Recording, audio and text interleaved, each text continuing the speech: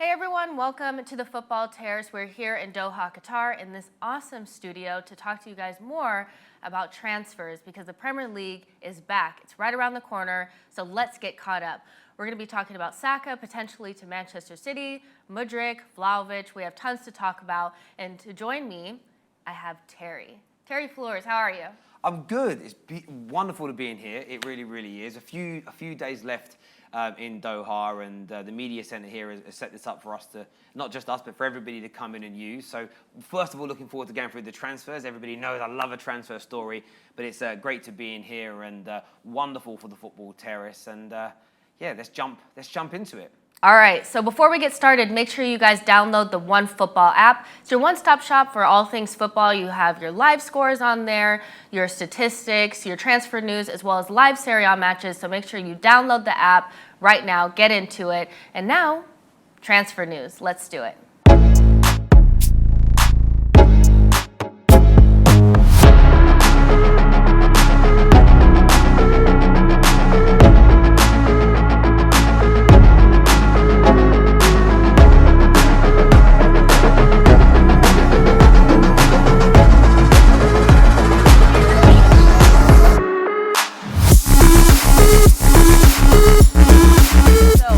Start with none other than the team that is at the top of the tree, on the top of your Christmas tree, Arsenal Football Club, and none other than Bukayo Saka, linked once again to Manchester City. Manchester City look to be wanting to bring him in with Jude Bellingham, want to make a double swoop there.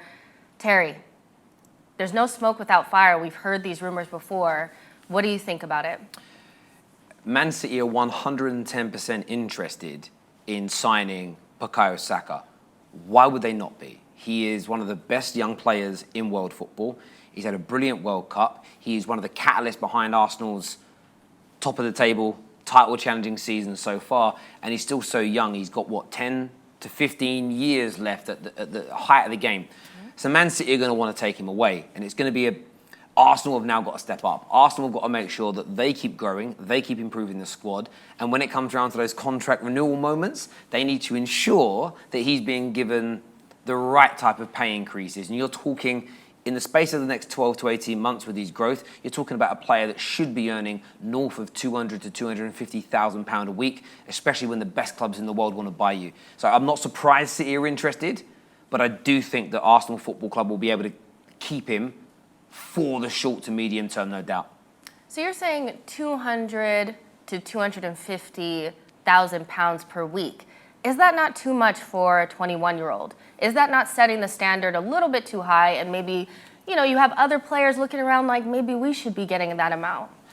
It is, but at the same time, if you want to dine at that elite table, if you want to be Premier League title contenders, Champions League contenders, and you have a player that your fan base, you're an Arsenal fan, let the world know. No, everybody knows on the terrace anyway. If you're saying he's the best young player in the world, you've got to pay him like everybody else. You can't have Saka being lauded as the best, but then he's being paid, not even in the top 20 in terms of pay. The best in every industry in the world. Every industry in the world. If you're the best cameraman, you get paid the best. If you're the best director, you get paid the best.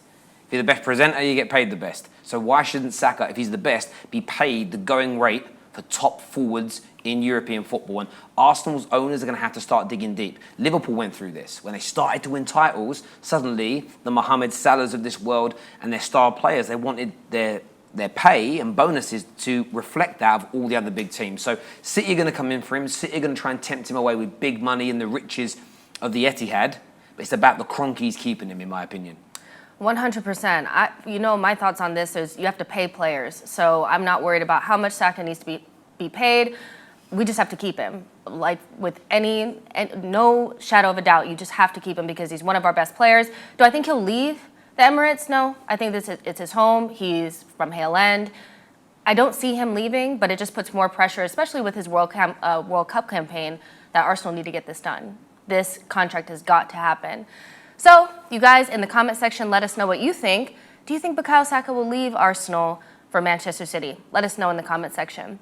Sticking with Arsenal, Mykhaylo Mudryk, we've been linked with him over and over and over again. It seems like a deal that could be done, but it looks like another Premier League team wants to come in and swoop in and get a little bit of that. And Chelsea, Todd Bowley, wanting to get in on the Mudryk deal. How do you feel about that? It doesn't seem like Boli has much creativity. He seems to wait until another team is interested in a player, and then all of a sudden, here he is. Todd Bowley wants a lot of players. That guy has got a shopping list as long as your arm. Mudryk wants Arsenal. Let's not beat about the bush. Let's cut right to the chase on this. Personal terms are no problem. Stroke agreed. And if viewers don't understand what that means, he knows what Arsenal are willing to pay him. He has accepted it verbally. He wants to be an Arsenal player. He's on his knees for Arsenal. And unless Chelsea offer him a contract, which is groundbreaking, you're probably talking, they'd have to offer him, in my opinion, £200,000 to £300,000 a week for him to reject Arsenal. He wants to be an Arsenal player. And when he's been interviewed about where he wants to go next, he hasn't sort of said somewhere in the Premier League and then had people say, well, what about Arsenal? Oh, yeah, that'd be great. He has directly name-dropped Arsenal, I think, on 3 occasions now. With the Terrace very own Ben Jacobs, who comes on, of course, from CBS, he's told it, he interviewed him. He did the interview. He wants to be an Arsenal player. So Chelsea, they can come knocking, but I don't think they have a catch chance in hell. Mudryk has agreed to the personal terms that Arsenal will put forward. The player element is done. Advanced negotiations are going on between Shakhtar Donetsk and Arsenal. There is some deliberation over the fee, and don't be surprised if Shakhtar are the ones leaking this news far more than Chelsea to try and drive that price up to make Arsenal commit to more money. But in my opinion, he's going to become an Arsenal player. I think it will happen in January, and I think he's going to make a big splash in North London, there's no doubt. As a young player, would you not want to maybe look at a Chelsea because you could probably start there? He's not starting over Martinelli. That was definitely something in the report, that maybe you go to Stamford Bridge because there's no spots nailed down in their front line. But for Arsenal, it's definitely Saka and Martinelli. It's a great point. However, Mudryk will believe in himself. So Arsenal fans right now, you won't get anybody say he'll get in over Martinelli. But what Arsenal fans have got to be hoping for is that he comes in and is better than Martinelli. Because Martinelli being the best left-sided attacker at Arsenal is not as important as Arsenal continuing to grow and get better. This player believes in himself. This player's got an ego, but a good one. Mm-hmm. He has confidence in himself. He will look at your squad and think, I can become a first-team player. And that is the friendly competition that you need to generate in the training grounds to maintain that top spot, especially with this title charge that you're going to go on when the World Cup ends and the Premier League resumes in, I think, Arsenal's games 9-10 days from when we're talking right now. So you're going to need players like this. So I don't think he should be going Chelsea over Arsenal. He should follow his heart. He should follow the breadcrumbs to the club that really wants him and isn't just doing it as a last-minute win because they're struggling up front. Arsenal's the place for Mudryk, and I think that's where he'll go. I agree. You guys get in the comment section and let us know what you think about Mudryk. Will he go to Stamford Bridge? Will he go to the Emirates? Let us know in the comment section. Let us know what you think. Sticking with Arsenal, more transfer rumors. Milinković-Savić, a player that I didn't feel like even really existed until I saw him play at the World Cup with my own 2 eyes, is linked with Arsenal. We've been linked with him before, but it seems like he's not going to sign a new contract, and that's what's leading people to believe that he could potentially end up at the Emirates as well.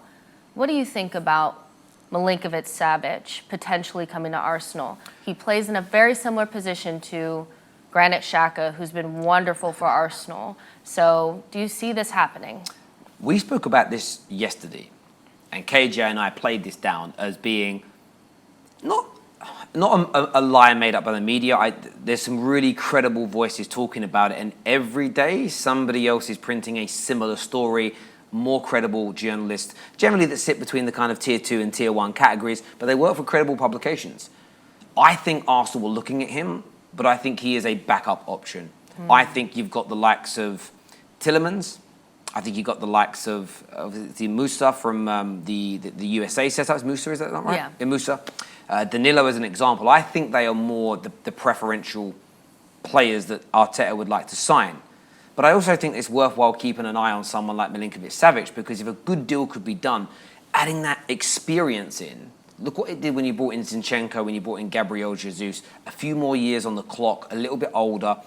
It brings out a different kind of reaction from those young players in your squad. So I think it's definitely an option for Arsenal, but I don't think it's one of the top choices, if that makes sense. But then we mentioned Tielemans. Now, Tielemans is one that's starting to... And again, your face tells a picture, because all summer it was done and then it didn't happen. But I think Tielemans is a player genuinely that Arsenal Football Club could come back in for in January to bolster that midfield. He's a different type of midfielder to what Granit Xhaka and Thomas Partey are, which helps with rotation, and you're going to need to do that in this title charge, of course, FA Cup run and the Europa League. And you're going to want to win multiple trophies. You're a massive football club. So I would keep a massive eye out for the Tielemans deal. There's talk of a £20 million offer or less that could go in. They said the maximum would be 20 million in January to bring in Youri Tielemans. So for me, I look at it and think to myself, Tielemans far more likely than Milinković-Savić. I think I agree with that. I agree. Milinković-Savić doesn't seem like a player that would come to Arsenal. Tielemans is dying to come to Arsenal, so that's something I could see either happening in January for a small fee or in the summer for free. So we'll see how those two cook. We'll see if anything happens with those two. But let us know in the comment section once again what you think about Milinković-Savić to Arsenal / Tielemans. Now, moving on to Manchester United. Everybody's been linked with this guy. Manchester United are no different. Vlahovic. I want to get your thoughts on this. You're the Manchester United fan. You need a striker. Vlahovic would be perfect for Manchester United, would he not? He would. Man United are looking at strikers, and it's highly likely that one comes in for the right price. United are not going to overpay. United are not going to go crazy. Gakpo is one of the number one choices for Erik ten Hag. Ramos, there's been an official inquiry now made into bringing in the Benfica striker. We know had a really big impact at the World Cup here in Doha. Vlahovic is an interesting one because when he signed for Juve 12 months ago, he was kind of off of everybody's radar then because you would expect for at least 3 seasons he's untouchable.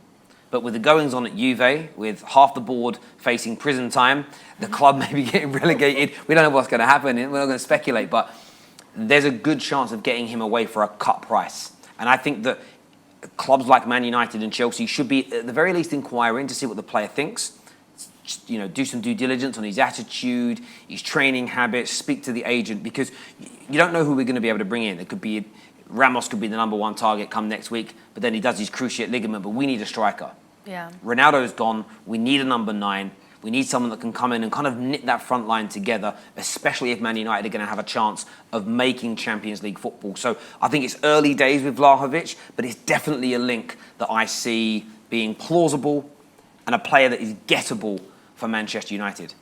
This is one of those that I don't want to see happen because I just feel like Vlahovic is a really, really good player. I don't want to see any of Arsenal's rivals getting this player. I would like to see him go anywhere other than the Premier League. So, yeah. Let's see what happens with that one. I'm hoping it doesn't happen. Well, you guys, that's all we have for you guys today. We're going to wrap it up here in Doha. Make sure you guys like this video and subscribe to the channel and let us know in the comment section what you guys think about all the transfer rumors that we just went over and the new studio space. Do you like it? I know I do, even though I have this thing is like popping out of my ear for some reason. I need to get used to it. This is professional. This is the thing, right? This is professional levels. We're YouTubers, so we're not used exactly. to having stuff in our ears and everything else. There's a full crew in here as well. I never have to speak in front of this many people, but they're great. They're nice people. It's brilliant. So there we go. 100%. And make sure you guys download the OneFootball app, like I said at the top of the show, your one-stop shop for all things football. Get that downloaded, and we'll see you guys on the next one. Bye, guys.